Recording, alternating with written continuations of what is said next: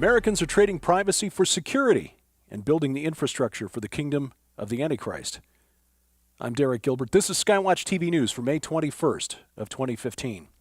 The Transhumanist Party candidate for president, Zoltan Istvan, writes in an essay this week that he is looking to inject an RFID implant into his 4-year-old daughter. See, NBC News recently predicted that most Americans, or many Americans at least, would have some sort of RFID implant by the year 2017. Now, as Istvan points out, many of us are already using technology that could be considered transhumanist. For example, our dog is microchipped. In case he gets lost, he can be identified. Some high-end disposable diapers now on the market will send alerts to a parent's cell phone when their child is wet or perhaps has a urinary tract infection or dehydrated or has a persistent kidney problem. See, if a child gets lost or, God forbid, abducted, having a chip in or on the child that can be tracked with a smartphone is a very attractive concept to a parent or grandparent. But as any Christian who studied end times prophecy at all is aware, a day is coming where all people in the world will need some sort of mark on the forehead or on the hand in order to buy and sell legally. If you're a parent trying to provide for your children, taking the mark and worshiping the beast will seem like a fair trade. Now, we may shy away from the idea that a chip in our hands or our forehead should replace the use of our debit cards, but it's being sold to us as the way to protect our children and grandchildren in a dangerous world. And by the time these children are adults, the idea that humans and electronics are symbiotic will be the norm rather than the exception. And even if the mark of the beast isn't some form of radio frequency ID chip in your forehead or in your on the back of your hand, the coming Internet of Things, RFID or Wi-Fi enabled devices inside your gym shoes, your car, your refrigerator will be the norm. And somewhere, somebody will have access to all of that data. And that will be extremely useful to the government, a future one world government that seeks to control our lives. Because these implantable devices do have another function, and that is, of course, control. Scientists have discovered that a few milliamps of electric current applied to the head, the brain, can change moods. Transcranial direct current stimulation, or TDCS, is a new technique for delivering steady, low-amperage current to the brain, and researchers are using it to treat chronic pain and depression.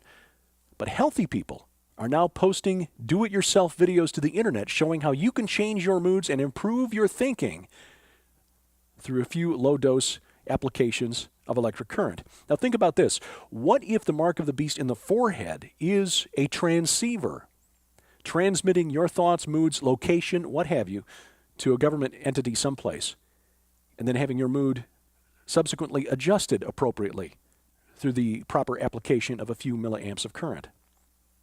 And this idea is going mainstream. Ads featuring television and pop music stars are all over these days, promoting biometric security for your credit cards. You can check out at its store or online with the use of a fingerprint, an iris scan, or the biometric data that is drawn from the curvature of your face, the lines in your face. And soon you will need a biometric ID to travel. Ben Gurion Airport in Tel Aviv, Israel, has rolled out biometric passport control. Passengers there can opt for facial recognition instead of standing in line and waiting for the old-fashioned method of standard passport checking. This move is the latest phase in the rollout of biometric database law in Israel, which requires the collection of fingerprints and facial contours from all citizens there for domestic ID cards and passports. Now, a similar requirement has been proposed here in the United States. It's House Resolution 1147, H.R. 1147, which is still in committee in the House of Representatives. It's part of the Legal Workforce Act, a bill that is ostensibly aimed at preventing illegal immigrants from getting jobs here in the United States. Now, critics point out that the bill would require a national ID containing sensitive biometric information, curvature of the face, fingerprint, or perhaps a retinal scan. Former Congressman Ron Paul said every time any citizen applied for a job, the government would know. And you can bet it's only a matter of time until ID scans will be required to make even routine purchases. Dr. Paul noted that statists, those who believe in a strong federal government, of both major political parties have tried to make the national ID database the law for years, and now they may have found the path to do it by selling it as immigration security and dropping amnesty from the bill. The bottom line is, whether it's for our children or the border. We're being sold on the idea of security when the real goal is for the state and ultimately a one-world government to have total surveillance and control over our lives. General Motors wants you to know that you don't really own that new GM vehicle in your driveway. GM and John Deere, which is making the same argument about its tractors, is asking the government to confirm that you literally cannot own a new General Motors vehicle because of the software in the engine. See, the argument goes like this. The engine works because the software tells the parts how to operate. The software code used is copyrighted. General Motors owns the code and the copyright to the code. Therefore, purchasing the car is actually a licensing agreement, similar to the ones you get when you buy a new computer. Thus, GM is the owner of the engine and the vehicle and can allow or disallow certain uses or access, such as taking it to a non-General Motors repair shop. Couple of quick notes on Iraq. My last couple of updates made it sound as though the Iraqi military that gave up the town of Ramadi to the Islamic State simply ran away when they were attacked. It appears I understated the pressure that those forces were under. They'd been holding the city for about a year in the face of repeated attacks by the Islamic State. When they finally broke and ran on Sunday, it was after about 30 car bombs exploded, destroying their command structure. That made their hurried retreat a lot easier to understand. However, in abandoning over 100 American military vehicles, Humvees, about a half dozen tanks, and some artillery pieces, the United States government is now planning to send over 1,000 anti-tank weapons to Iraq as quickly as possible to help defend against brand new Islamic State bombs on wheels. And to illustrate how confused things are in Iraq, a new report by the Wilson Center, which is a Washington, D.C. think tank, argues that the defeat in Ramadi shows that American officials have deluded themselves into thinking that they can defeat the Islamic State in Iraq without cooperating with the Shia militia there, and by extension, their supporters, the nation of Iran. The bottom line, either we cooperate with Iran, says the Wilson Center, or we should get out of Iraq altogether.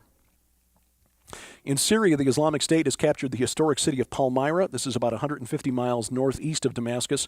It is an example of some of the most fantastic ancient architecture still existing in the world today.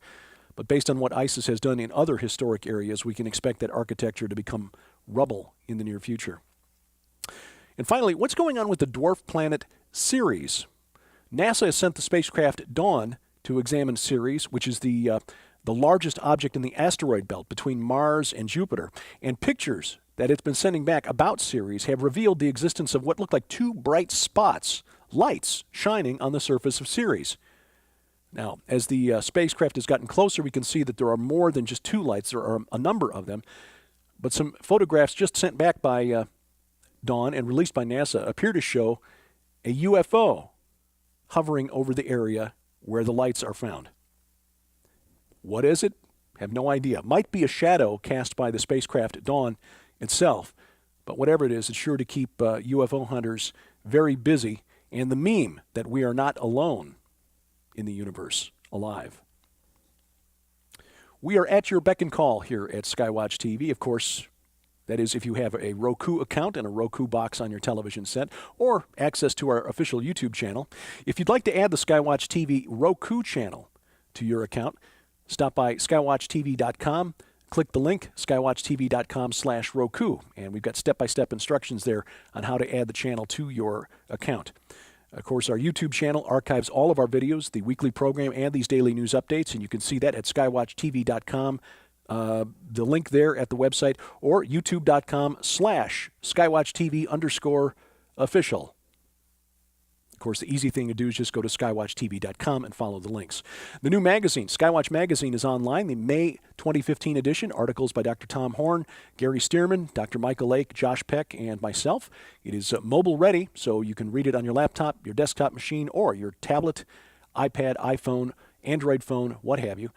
We appreciate your support and your feedback. If you have comments about these daily news updates, send me an email. I'm trying to find the sweet spot between adding a lot of information every day and making them short enough so that they're not a burden to watch. There's a fine line in there somewhere, and I'm not sure I've struck the right balance.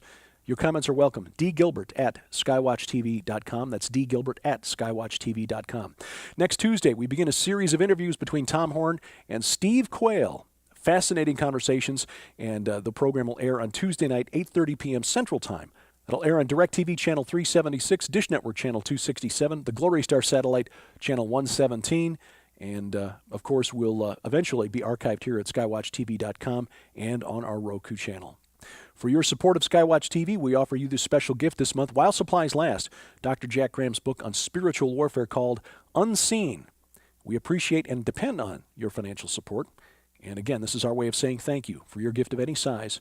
Dr. Jack Graham's book, Unseen, sent to you free of charge. Keep watching as we keep watch. I'm Derek Gilbert, and this is Skywatch TV.